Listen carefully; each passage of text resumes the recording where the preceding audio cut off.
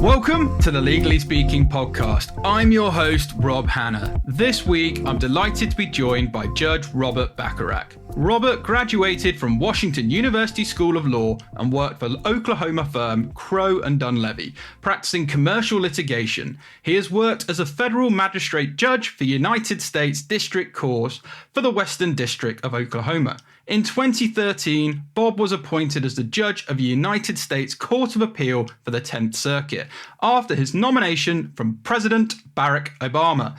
Bob recently published his book, Legal Writing, A Judge's Perspective on Science and Rhetoric of the Written Word. So a very warm welcome, Bob. Well, Rob, thank you so much. And I'm so delighted to be with you and your listeners at Legally Speaking. It's our absolute pleasure. And before we dive into all your amazing achievements, we do have a customary icebreaker question here on the Legally Speaking podcast, which is on the scale of 1 to 10, 10 being very real. What would you rate the hit TV series Suits in terms of its reality? I am so embarrassed to tell you that I have never seen Suits. So I'm going to flunk that. I think based on that, we'll have a 0 and we'll move on. Okay. So, Bob, let's start at the beginning. Do you mind telling us a bit about your family background and career journey? Where did your interest in the law start? It started when I was about 14 years old. I was totally obsessed as a teenager in high school with debate. I just loved it. And I decided at that point that I really had an interest in reading books of famous lawyers. And there was a lawyer that you and a lot of your listeners are going to be too young to remember. He died about a year ago, F. Lee Bailey. And he represented, when I was a kid, every famous defendant in criminal cases that got accused of a crime. And I just ate him up. He ended up one of the lawyers on the Dream Team representing O.J. Simpson, and he represented Patty Hearst. He represented the Boston Strangler. And I decided from about 14 years old that I was going to be a lawyer. I'm 62 now, and I never looked back. I just always knew that that's what I wanted to do. And what a successful career you've had. And, from the age of 14 to what you've achieved to present day is phenomenal. But Bob, in 2013, you were appointed as judge of the United States Courts of Appeal for the 10th Circuit. What has been your experience? It's been amazing. I loved being a magistrate judge, and I have loved literally every day of my service on the Court of Appeals. It's been a little shy of 9 years. Every day is just exciting. And I've got wonderful colleagues. I work with the brightest and just most lovely young people. And so if you put a gun to my head and said, Bob, is there something about your job that you just hate? I'd have to say, Rob, I'm sorry, just shoot me. Because it's just, I tell my colleagues, I tell my clerks, I feel somewhat guilty in getting paid to do this, because I'm pretty sure if I had the money, I would pay to do this. It's just a wonderful privilege that I have. And what a beautiful story. The fact that, a little boy, 14-year-old, is following their passion true to this day. And, it's so rare nowadays that people really get to pursue their passions and happiness in their career. So I'm so pleased that you can articulate that. And I can just hear it in your voice that you are passionate and, found a real purpose in a career. And that segues quite nicely, because as a judge, what do you find most persuasive? Are there actions or behaviours which repulse you in your role as a judge? Absolutely, Rob. One of the things that in our day-to-day communication, if we think about our significant others, our buddies, when we communicate, we have to think about who we are communicating with, whether it's your loved ones or friends. You have to think about how they will perceive your words, your actions. And so when you're a lawyer, either briefing or presenting oral argument to myself or another judge, it's important to think about how we are going to react to your written or oral communications. And from our perspective, what is it that we hope to accomplish? And every judge shares exactly the same agenda, and that is to get the decision correct, the legal analysis correct, and that is 99.9% of what we hope to do. And so when you're presenting an argument to us, think about how it's going to help us make a legally correct, legally and analytically sound decision. And if it's extraneous to that, then it's going to be a hindrance and not a help. Yeah, and I think you've articulated that so well. And, Bob, you have done so much and you've seen so much. And what's amazing, you have recently published your book. So I'm delighted to say Legal Writing, A Judge's Perspective on the Science and Rhetoric of the Written Word. What were your motivations for writing this? Honestly, it was to get better at what I do. As a federal judge, particularly with the Court of Appeals, my work consists 99% of the time of writing, editing, and then when I get through with that, writing and editing some more. and so one of the things that is a little different about this judicial position as opposed to my previous judicial position is that more people are going to look to my words, not just the parties, to see how their decision is issued and what will be the outcome in their particular case. But other parties, other lawyers will look to my words to see how the precedents will affect cases in completely unforeseeable contexts. And so my words have taken on an added dimension of significance. And so really when I became a circuit judge, I really wanted to think about the way that I communicate, particularly in writing, in new ways to try to improve the clarity of my communication, to try to make it more obvious to the parties about why I made why I made a decision, whether it's correct or incorrect. I'm a fallible human being and I'm going to make mistakes. But one of the things that I want the parties to understand is, why did I make a decision? Why did I rule for them? Why did I rule against them? And so what I decided to do was, I've always loved legal writing. I've always loved reading. There are many, many wonderful books about legal writing. But one of the things, Rob, that I really set out to do was to try to force myself to think about legal writing in ways that I had never done before. I was in my mid-50s when I started writing the book. I had written as a lawyer, as a judge for many, many years. But I decided to study oratory to see how the wonderful orators of our history, there in the UK, people like Winston Churchill, or in the United States, people like FDR, John F. Kennedy, Martin Luther King Jr., how did these orators communicate? Part of it was their skill in being just wonderful speakers, but part of it was the content and how they put together the content.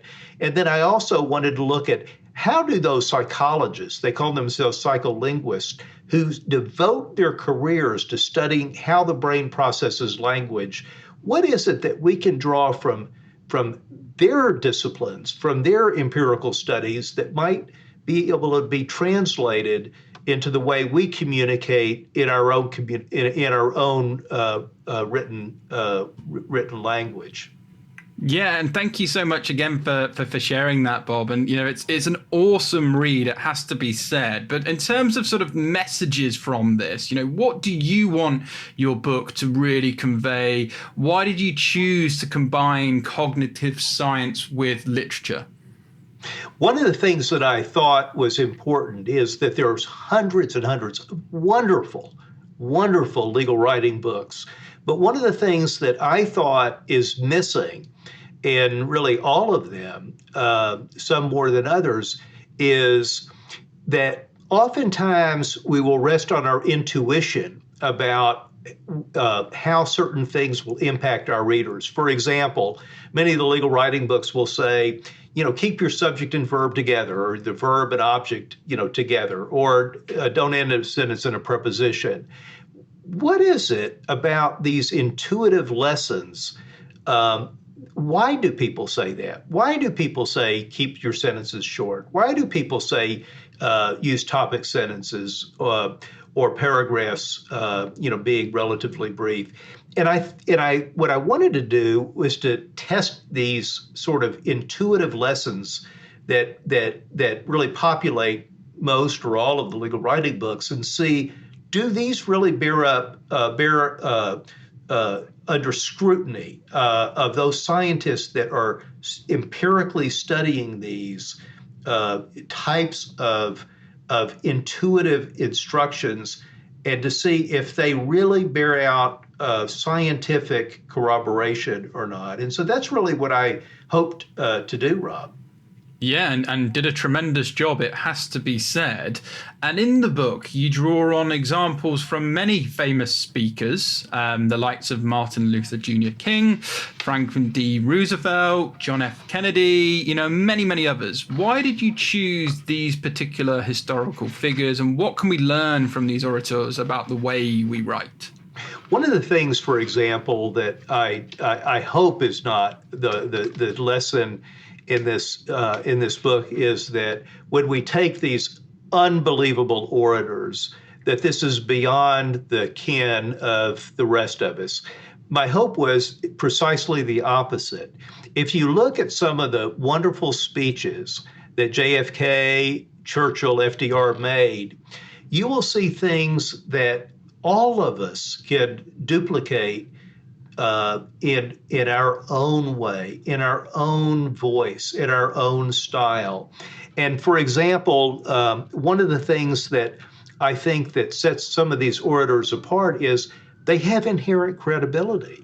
If I were to pick speeches that I think may be marvelous from, I'll just say Joe Schlemazel, I'm going to make up a name. It's really not going to have the impact of saying, this is from FDR's first inaugural address, or JFK's speech at the Berlin Wall. These are speeches that most of us of a particular age maybe remember or certainly read about, and they have inherent credibility. And so one of the things that I chose those kinds of speeches is because they're built-in credibility, and just try to see from those particular speeches, what is it that we can apply, steal those ideas and apply in our own communication? And I should say, Rob, that I hope it's something that transcends legal writing. If we're writing a letter to a friend or writing an essay, writing an academic piece, that I do think that a lot of these lessons from these wonderful orators are lessons that we can apply, really, whether it's legal or non-legal, at fiction, or whatever the case may be. I completely agree, and just fascinating listening to you. I'm just loving the conversation and just soaking it all up, Bob. You're a fountain of knowledge and wisdom, and we're just loving you being part of the show. Time for a quick break from the show. Are you a legal aid practitioner in England and Wales, specializing in civil or criminal legal aid matters? If you are, this message is for you. As a legal aid solicitor, you don't have time to waste on legal aid case management software that doesn't work to your needs. That's why Clio has developed a quicker, more accurate and affordable solution for legal aid solicitors in England and Wales. It could save you hours in your month, particularly when it comes to end-of-month invoicing and claims to the legal aid agency. To see how it all works, visit clio.com/UK/legal aid. That's Clio, CLIO.com/UK/legal aid. Now back to the show. You also focus on psycholinguistics, the study of how the brain processes language. Why do you believe we can improve our writing by drawing upon the lessons from psycholinguistics? Because these are the people that are really scientifically studying, not legal writing, but they are studying how we process language, how quickly we read certain types of sentences, pairs of sentences. And what I wanted to do was to see, are these lessons that we can actually apply. And if I can give you a rather mundane example, one of the things that book after book after book of legal writing says is try to put old or familiar information before new information. Well, there were these two psycholinguists named Justin Carpenter, and I'm going to give you one little example. They tested a number of readers, and they gave them two very simple sentence pairs. Okay? So number one, it was dark and stormy the night the millionaire died. The killer left no clues for the police to trace. Okay? And so what they did was they gave them eye tracking devices, they tested for reading speed and tested for comprehension afterward. Then they gave these similarly constituted group a somewhat different pair of sentences. It was dark and stormy the night the millionaire not died, but was murdered. The killer left no clues for the police to trace. What they found, Rob, was that readers read the second pair of sentences more quickly and accurately than the first. And then as scientists, because that's what they are, they said, why? All we did was tinker with the end of the sentence, died versus murdered. And the reason that they gave was when you get to the word killer in the second sentence, when you read that the millionaire died, if you think about it, if we had a loved one that just died of leukemia or cancer or heart disease, that's what we think. The millionaire died maybe of leukemia, heart disease, cancer. And so when we get to the word killer, we think, what? Why was there reference to a killer? And when they read the second pair of sentences and see that the millionaire was murdered, we're not jarred. We know that there's a killer. We know that there's a murderer. And it's just that slight tinkering in language. And so I thought, this is a way that we can think about how we put information together to avoid jarring readers. And Justin Carpenter didn't know the slightest thing about legal writing, but they knew how the brain processes language. And I just think that that's the kind of thing that if we look at the way these psycholinguists have drawn on language, have drawn on how our brains processes it, I just think that it's a minefield of information that it really expand the way we creatively think about how we put together language. Wow. Bob, we have had celebrities, thought leaders, top entrepreneurs, you name it on the show. But I am sat here just amazed and mesmerized by what you've just said, because it's phenomenal. You really think about that one word and the impact that has on the overall message. And I can completely understand. So thank you so much for sharing this. I'm quite sure that's probably going to be one of our highlight bits of your particular show, because that was some real golden knowledge you shared with us there. Really appreciate that. And then talking of knowledge, Yale Law School, that little known law school, lecturer Robert Harrison reviewed your book, stating, whether you are a lawyer, judge, legal scholar, or even law student, this book will show you how to write more clearly, succinctly, gracefully, and powerfully. So Bob, when you were writing your book, did you plan to target a specific audience? Well, I really didn't. What I really thought was that whether you're a law student, whether a young lawyer, whether you're an old guy lawyer like me, at 62, that one of the things that virtually every lawyer does is write, some more than others. And I thought that whether you're a law student or an old lawyer or a judge, the common denominator is that we all write a lot and we try to improve the way that we write. And so what I was really hoping was that it would be attractive to law students and young lawyers and old lawyers and judges and even people, maybe that never wanted to be a lawyer like me and do completely different things. But so I was really hoping to attract a broad audience. And you've done a tremendous job of most definitely doing that. It has to be said, Bob. And, what piece of advice do you wish you had known about writing that you can now share with our listeners? The one thing that I would say off the top of my head, Rob, is the importance of clarity. The importance of clarity. One of the things that judges do is we read a lot, brief after brief. And then when we are studying the cases, then we read a lot of the precedents. And so that's the life of most judges. And so when you read a lot, one of the things that will enhance your ability to persuade me is if I use my limited brain cells to understand what you're saying without having to reread maybe the previous sentence or the previous paragraph, then you stand ahead of the game in trying to persuade me. Because if I'm struggling to understand maybe what you're saying or the logic of your argument, if it's a long brief and you've littered it with a lot of procedural details or factual details that maybe paint the other party in a terrible light, it may make you, feel emotionally better, venting your soul like that.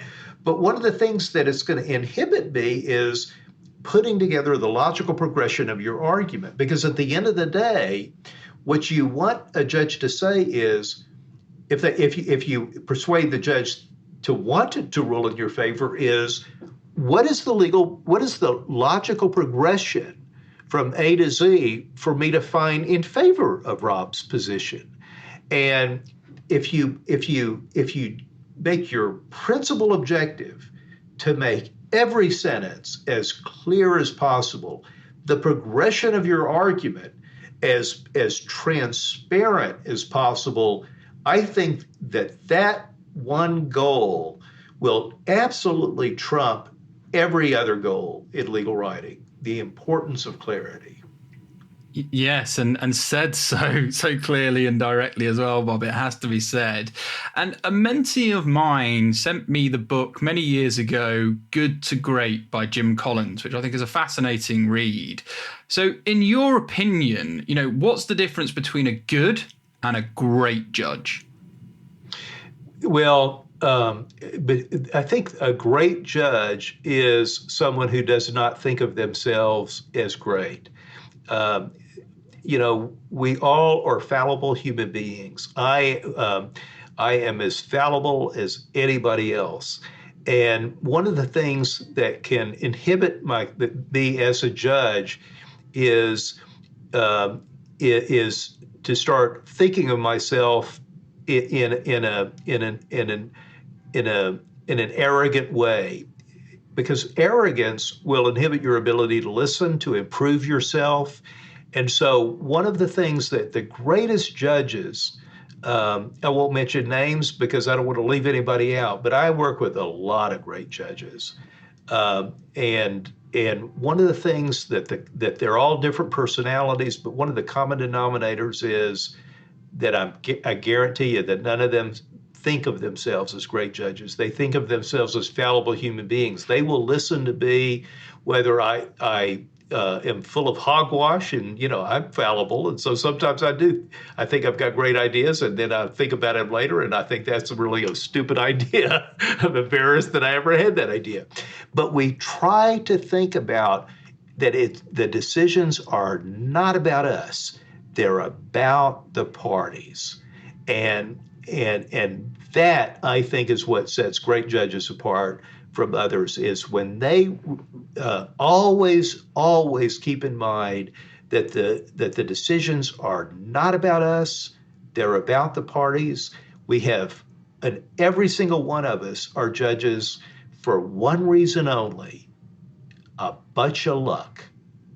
There's not a federal judge in the United States, maybe judges in the UK, that's not there because of lots and lots of luck. I'm Exhibit A for that. But That's what's really important, I think. And I was fortunate to work about 40 years ago for one of the kindest human beings. His name was Judge William Holloway Jr. Our courthouse is named after him. He's deceased now. He died about 7 or 8 years ago. And he was just the most humble human being, along with my dad. And I just learned it from Judge Holloway, and he embodied that. And so that's what I regard as great judges, as judges that really don't think of themselves in that way at all. What a wonderful share, Bob. And I just love the authenticity and, the humble nature of your good self. And you just, emulate everything that you've just said. And, you showed some openness there that I really sort of admired. You mentioned luck, but you do earn your luck. And I know you've worked immensely hard and been so successful. But, careers are never straightforward. You have ups and downs, you have setbacks. What advice would you give, to aspiring lawyers looking to break into the industry, maybe people midway through their legal careers who are facing setbacks right now? How did you handle setbacks of your career, and what would you say to people maybe at the start, middle, and maybe looking towards the end of their journey that might be facing some adversity right now? You're gonna face adversity. You're gonna have self-doubt. Why? Because you're a human being, and there's not a human being on the planet or that's ever walked the planet that hasn't experienced self-doubt, hasn't made terrible mistakes.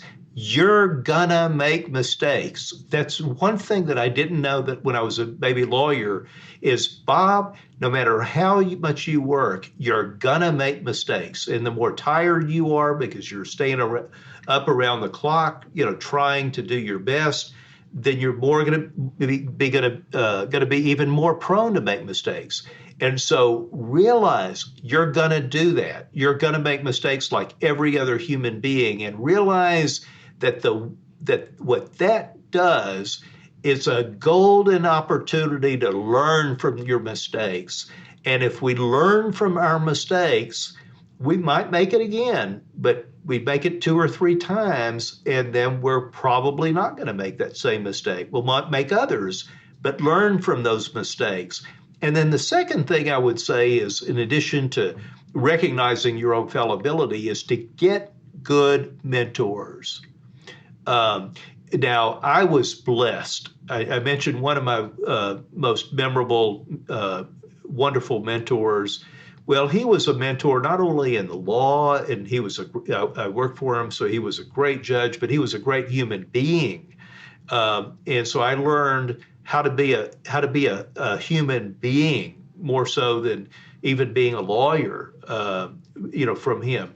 So pick good role models.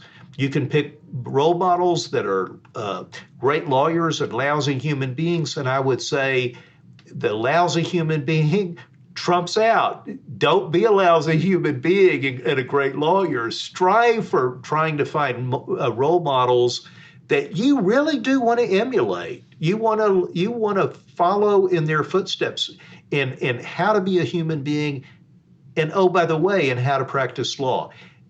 Confidants that, when you are faced with pressures from clients, maybe to do things that you just don't think are right, you think are just maybe a little bit too aggressive or maybe even deceptive. Find those kinds of role models that have done this before, that you can bounce these things off of.